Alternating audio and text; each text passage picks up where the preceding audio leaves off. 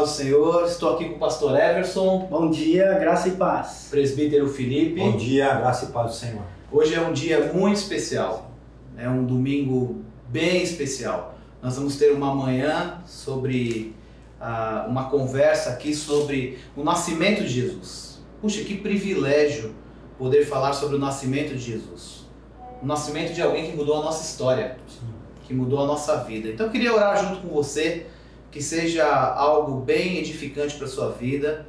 Pare esse momento, reserve esses minutos para que você possa entender, entrar um pouco na história. Nós vamos falar sobre vários aspectos do nascimento de Jesus e que seja algo marcante, uma manhã bem especial para a sua vida. Vamos orar? Senhor, obrigado pelo privilégio. O privilégio de ter o nosso Salvador encarnado na terra. Obrigado, Jesus. Obrigado porque o teu Filho Jesus veio até a terra, se esvaziou, foi reconhecido em figura humana. Amém, Deus, é verdade. E trouxe salvação para cada um de nós. Em nome de Jesus. Nós queremos reservar esse tempo agora todo especial, que comemora uma data tão importante que é o nascimento do nosso Salvador. Muito obrigado. E que o Senhor possa estar conosco nesse momento e com cada um que nos assiste. Amém. Para que seja um momento desafiador. Amém. É o que nós te pedimos em nome de Jesus. Amém. Amém. Amém. Amém. Então, irmãos, começando aqui, nada como conversar sobre o nascimento de Jesus e falar a respeito da origem do nascimento dele, Felipe, por favor. Sim. Então, Dani, Everson, gostaria de iniciar. Tá? Abra sua Bíblia, sei que está com a Bíblia em casa, smartphone, Lucas capítulo 2. Lucas 2, verso 7.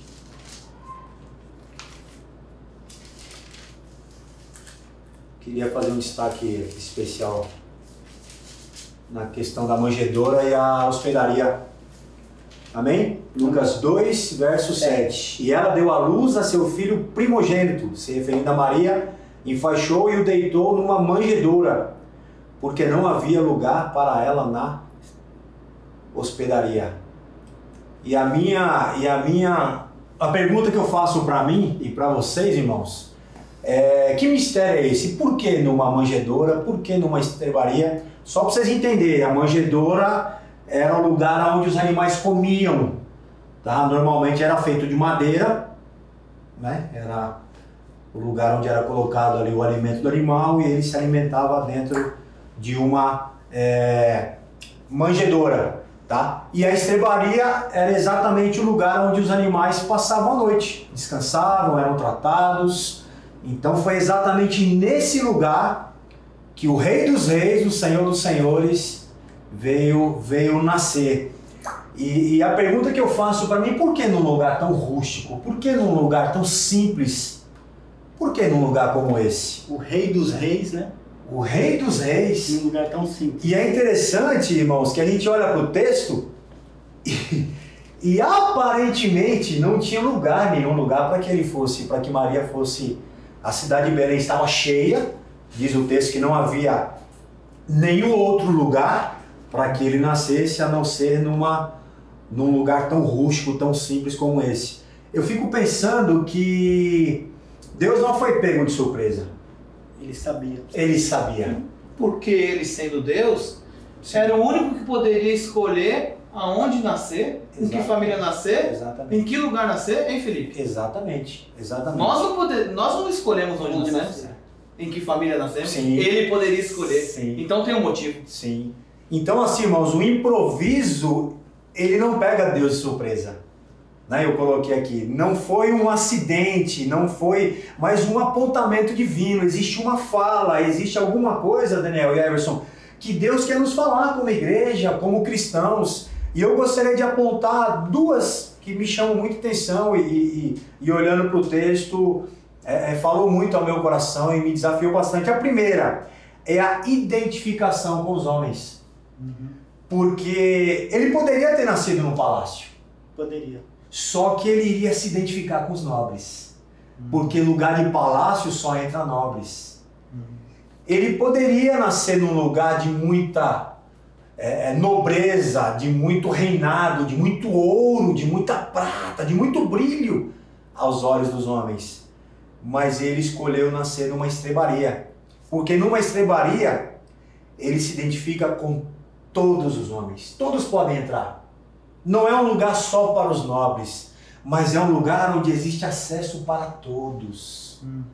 É um lugar onde Jesus está aberto a todos. E interessante que mesmo sendo numa estrebaria, não sendo num palácio, a condição do homem qual que é hoje?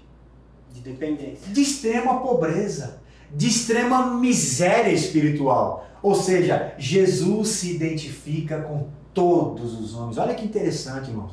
Há acesso nessa estrebaria até para aquele que se acha tão nobre, até para aquele que se acha cheio de tanto reinado, de tantas regalias terrenas. A estrebaria também é o seu lugar. Porque embora a sua condição humana terrena aos olhos dos homens seja tão boa, a sua condição espiritual é de extrema miséria. Esse é o primeiro, irmãos. E o segundo é que não há espaço para exaltação humana. Não há espaço. O Daniel vai falar um pouquinho sobre alguns significados, né, Dani, que participaram desse nascimento, de alguns elementos, mas eu entendo que não há espaço para a glória do homem. O Rei dos Reis, como o Everson citou aqui agora há pouco, ele deixou a sua glória e desceu à terra. Ele deixou a sua divindade e assumiu a humanidade. O Senhor dos Senhores se fez servo, se fez pobre. Eu me lembro daquele texto de 2 Coríntios, capítulo 8, né?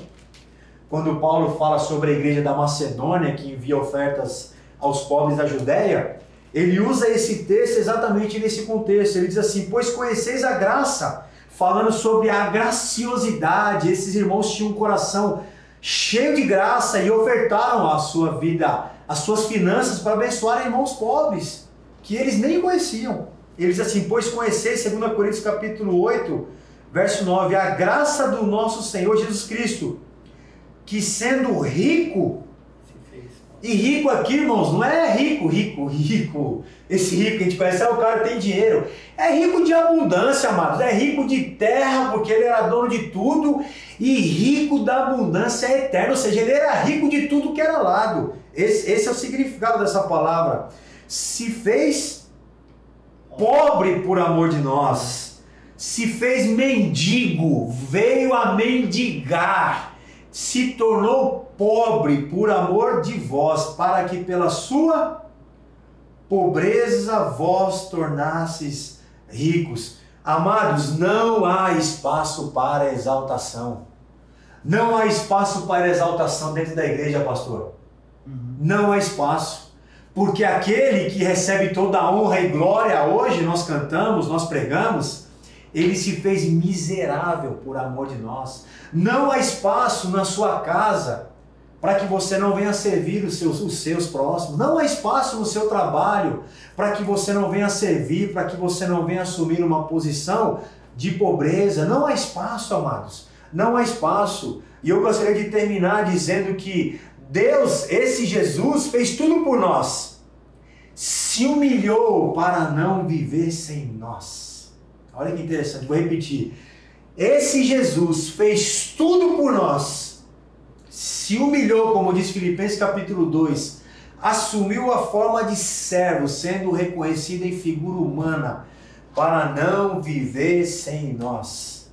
Esse é um amor abnegado. Esse é o amor que você tem demonstrado por ele? Um amor abnegado? Esse é o amor que você demonstra por aquele a quem você deve perdoar? Um amor abnegado? E isso toca muito na questão do perdão, né, irmãos? Porque normalmente quando a gente não perdoa, a gente não assume a figura do servo. A gente não assume a figura da renúncia. A gente não assume a figura do abrir mão das nossas condições, do estar certo. A gente não se faz pobre. Perder, né? E a gente prefere perder a pessoa. Jesus não. Ele se fez tudo isso nascendo numa estrebaria, num lugar onde os animais comiam. É fato que deveria, com certeza, era um lugar que fedia muito, né? Que fedia bastante. Porque os nossos pecados também fedem, né? E pensando um pouco nessa ideia do cheiro, de algo muito natural, a gente tem que entender que o Jesus divino, ele viveu, embora sendo divino, no mundo natural. Ele teve que herdar uma naturalidade, ele teve que herdar uma vida humana, ele teve que herdar uma culinária, ele teve que adotar um idioma humano, ele teve que adotar o convívio numa cultura de povos, de vida, de estilo de vida, sim, não é? Sim. E a gente pensa um pouco assim nessa questão do estilo de vida, que é o que a gente vai ver com Daniel, como que era essa adaptabilidade, né, do divino para viver com o humano. Fala um pouco da questão cultural, humana, social, política, governamental da época. Exatamente, Isso é importante porque o Felipe vem falando da humildade do nascimento de Jesus. Sim. E ele perguntou a respeito da parte governamental. Aí você tem personagens que estão no entorno do nascimento de Jesus, vem Deus vem humilde, certo? Encarnado. E Herodes, o rei Herodes, vai dizer Mateus capítulo 2, vem com medo de perder o poder. Olha só, em vez de o rei Herodes, o Herodes o Grande, ele ficar feliz com o nascimento do Salvador, não. Diz o texto que ele alarmou-se com ele e toda Jerusalém, preocupou-se em perder o trono, preocupou-se em perder o poder. Se vocês estudarem um pouco a vida de Herodes, irmãos, vocês aí que estão em casa, nós aqui nos aprofundarmos, Herodes matou até familiares com medo de perder o poder. Tamanha era a disputa pelo poder. Pelo poder. Então, assim, a pergunta pra gente é o seguinte, né? Quem tem o poder na nossa vida? Vem Jesus. Sim. Jesus vai ter que vir aí. Ele vai vir. Ele quer o controle, as rédeas da nossa vida. Herodes se preocupou e queria matar. A doença do rei aqui é tão grande que ele começa a matar bebês. Desesperado. Mas sabe que às vezes nós chegamos a esse ponto? Sim. O desespero de ter o poder, o controle da nossa vida é tão grande. Nos leva a besteiras. Que nos leva a besteiras e nos leva até a correr atrás de matar bebês. Né? Linguagem já é praticado literalmente hoje, né? Isso já é feito literalmente hoje, né? Sim. Com abortos, por exemplo. Sim. Só um exemplo. Quer ter o controle da vida? Não era para esse momento um filho, por exemplo. Boa palavra. Veio na hora errada, né? Vai lá e tira a vida. Então vem um personagem, o rei ali, Herodes, medo do bebê com a possibilidade de perder o trono, mas Jesus não veio para esse trono. Aí você pega o texto que você falou, Felipe, de Lucas capítulo 2, que não havia espaço para eles na hospedaria, em Belém. Sim. Então os belemitas fecham a porta para o Salvador. Se não havia espaço? Sim. Meus irmãos, nós fazemos isso com Jesus. Jesus, não há espaço para o Senhor nessa área da minha vida. Esperando o Salvador, comemorando o nascimento de Jesus, mas para o aniversariante não tem espaço. Como nós nos portamos no Natal? Comemoramos o nascimento de Jesus. E as áreas da nossa vida que tem que ser entregue a Ele, nós fechamos a porta da hospedaria da nossa vida, da nossa casa, da nossa família. Sim. E às vezes da nossa igreja. Essas áreas o Senhor não vai entrar, mas poxa, Ele é o aniversariante. É o dono. E cheia do que, né, Dani? Eu pergunto, cheia de ídolos, cheios de si mesmo. Sim. Né? Quantos quartos da nossa vida estão cheios de tantas coisas que Jesus ele fala, eu não... Acredito que ele até diga, não há espaço para mim aí. Eu prefiro a humildade, eu prefiro me identificar com aquele que mesmo sendo pobre, me dá espaço para participar da sua vida, né? E nós falamos, Jesus tem que mudar isso? Não, então aqui não tem espaço. Jesus tem que mudar aquilo? O meu relacionamento com a minha esposa? Não tem espaço. Não tem espaço. Meu jeito. O meu relacionamento com o meu filho? Não tem espaço. Então é do meu jeito. Então você pega Herodes, poder, não queria entregar o poder para o Senhor. Os belemitas, não há espaço para Jesus. O texto fala de sacerdotes e escribas. Eu peguei aqui alguns textos, meus irmãos, olha que coisa interessante. Os sacerdotes, eles eram os doutores da lei. Sim. Mas eles não recebem uma revelação a respeito do nascimento de Jesus. Eu vou ler aqui para você pesquisar depois. Mateus capítulo 2 vai falar que os magos receberam revelação. Esse texto que a gente falou. Lucas capítulo 1 fala que o anjo se revela a Maria, a mãe. Mateus capítulo 3 vai falar que o anjo se revela a José. Lucas capítulo 2, verso 8, fala que o anjo se revela aos pastores. Lucas 2, 26 fala que o Espírito Santo revela a Simeão, mas os doutores da lei não recebem revelação a respeito do nascimento de Jesus. Conhecimento sem devoção não resolve. Não adianta. Sim. Não resolve. A lição que nós aprendemos aqui a respeito dos doutores da lei é aqueles que depois vão criticar o ministério de Jesus, aqueles que depois vão bater de frente com quem é Jesus. Eles que deveriam receber a revelação por conhecerem a palavra de Deus, não recebem a revelação. Exatamente. Então assim, conhecimento sem devoção não resolve. Sim. Olha os personagens no entorno do nascimento de Jesus. E aí você pega, por último aqui, os magos. Os magos que receberam a revelação e os magos que conferiram com a palavra de Deus. Porque sabe o que diz Miqueias 5, 2? E tu, Belém, Efrata, pequena demais para figurar como grupo de milhares de Judá, de ti me sairá o que há de reinar em Israel, e cujas origens são desde os tempos antigos, desde os dias da eternidade. Eles estão de olho da localização da vinda do Salvador. Eles estão de olho na origem que o Salvador vai vir. Eles estão ligados na palavra a respeito da identidade do Salvador. Olha a importância de verificar com a palavra e de nos atentarmos às Escrituras para saber a respeito da identidade de Jesus. Que é o que fundamenta. Que é o que fundamenta a nossa vida, que é o que fundamenta a igreja, que deve fundamentar a nossa vida cristã e prática de vivência. Não são o que as pessoas falam, é o que a palavra fala. Então os magos vão lá, conferem com a palavra e vão para onde é indicado o nascimento de Jesus. Para mim é sensacional os presentes que eles dão para Jesus. Os presentes que eles dão para Jesus mostra que eles estão totalmente prostrados diante do Salvador. Deve ter algum significado próprio do ouro, incenso, Sim.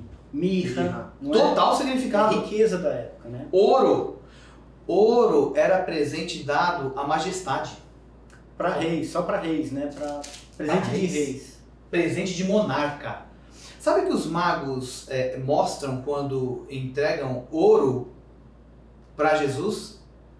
Meus irmãos, eles mostram que eles reconhecem o menino como rei. Sensacional. Sensacional. É como se entregar ouro é dizer que crê que aquele É um rei. é um rei. É um rei. Incenso, vocês sabem para que usava-se o incenso? Quem usava o incenso era o sumo sacerdote. E sabe o que isso significa? Que os magos reconhecem o menino Jesus Como um sacerdote. como sumo sacerdote. E o último presente, para fechar com chave, mirra. Mirra era usado para embalsamar. Isso significa que eles tinham certeza de que aquele que nasceu ia morrer e ser o salvador da humanidade. É sensacional. É Que sensacional. não seria uma morte comum. É sensacional. Então, olha só. E diz o texto no final: sendo por divina advertência prevenidos para não voltarem à presença de Herodes, eles regressaram por outro caminho. O que eu quero atentar a isso é o seguinte: quem tem um encontro com o Salvador não tem como voltar no mesmo caminho. Quem tem um encontro com o Salvador, meus irmãos, minhas irmãs, não tem como regressar no mesmo caminho de pecado que vivia, no mesmo caminho de práticas. tem que mudar de vida. Então veja a reação de cada um que se encontra com o Salvador. Um preocupado com o poder, outro fecha a porta, outros não recebem a revelação, mas outros reconhecem como Rei, Sumo Sacerdote e Salvador. Amém. E partindo desse pressuposto E era isso. de Rei, nós falamos um pouco aqui sobre humanidade de Jesus, o nascimento humilde, falamos um pouco sobre os personagens ao entorno, a reação deles.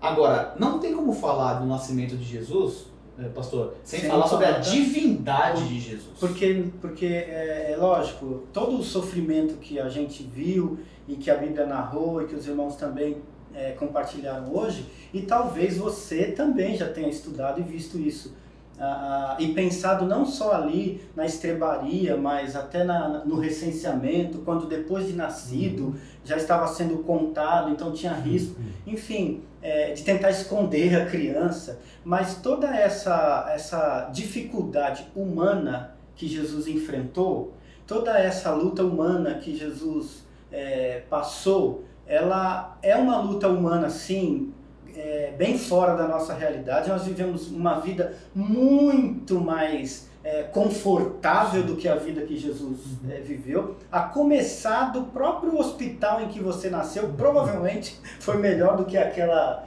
estrebaria, né? Provavelmente, mas eu fui do SUS, eu nasci num hospital público. Ou pior ainda, né? Não, meu foi um parto natural, minha mãe estava no 9º mês, eu nasci em casa, ou no carro, indo para o hospital. E acontece, né? A gente vê casos da criança nascer assim, ainda foi no carro. Ainda assim, melhor dentro de um carro, não é? É melhor dentro de um carro do que num coxo de animais, não é? No coxo do gado, no lugar de guardar bezerro, de guardar cavalo, mula, os jumentinhos, o que tinham lá. Mas ainda assim, pensando em toda a dificuldade natural que Jesus enfrentou, se a gente olhar lá para a época, aí sim é provável que muitos outros da época dele tenham vivido lutas iguais a dele. Sim, sim. Tenham vivido dificuldade, porque assim como a gente fala que não existia o convênio médico, um táxi, um carro na época, mas isso não existia nem para Jesus e nem para nenhum outro bebê que nasceu naquela época. Então, ainda que alguém tenha vivido lutas naturais iguais a dele, a grande diferença do nascimento dele está não necessariamente no sofrimento, na luta da humanidade, mas em quem é que estava enfrentando e se sujeitando a essa dificuldade. Sim. Nada mais, nada menos do que o próprio Deus. O próprio Deus, né? Passando por aquela luta. João capítulo 1, no versículo 1. Eu fico imaginando, Everson, esses dias vi uma reportagem onde o pessoal estava dizendo que o presidente de Portugal era um homem que ia no supermercado, pegava uma cestinha de compras e ficava numa fila normal. Natural.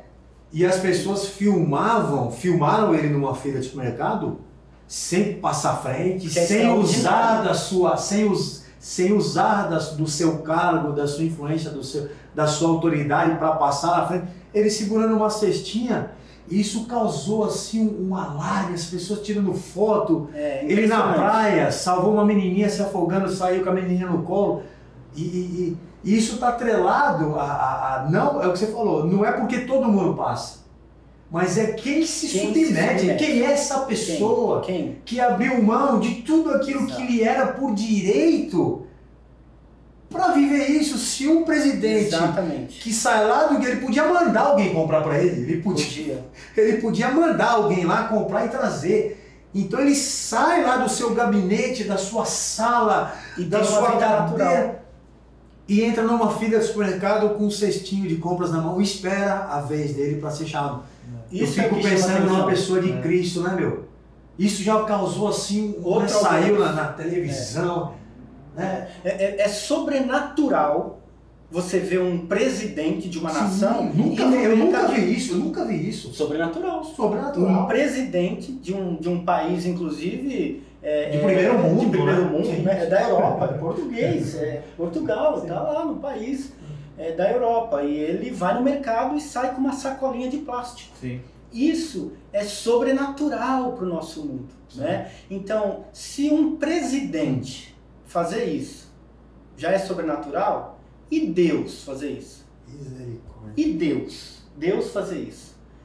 João 1, no verso 1, fala: no princípio era o verbo e o verbo era Deus. O verbo era Deus. Então a gente tem que entender que todo o Natal da manjedoura é precário, sim.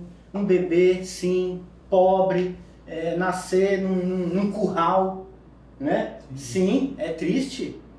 Agora, imagina se qualquer bebê nascer num curral é triste, imagina Deus se voluntariar propositalmente para esse nascimento. Sim. Filipenses 2 fala, né? Que ele não julgou como usurpação O ser igual a Deus. Ele abriu mão da prerrogativa. Se esvaziou. Se esvaziou. Sensacional. Se esvaziou. Abre mão da prerrogativa de ser Deus para viver entre nós. Eu fico imaginando se ele chega no hotel e fala assim: você não sabe com quem que vocês estão falando. Imagina, não merecia. A gente tem essa mania, né? Ele não sabe, eu sou filho de Deus. Ele não sabe com quem que ele falou desse jeito. Ele não sabe por que ele me tratou desse jeito. Ele não me conhece. A gente usa hoje até a nossa prerrogativa de cristão para se impor diante daquilo que nos é acometido na vida, né?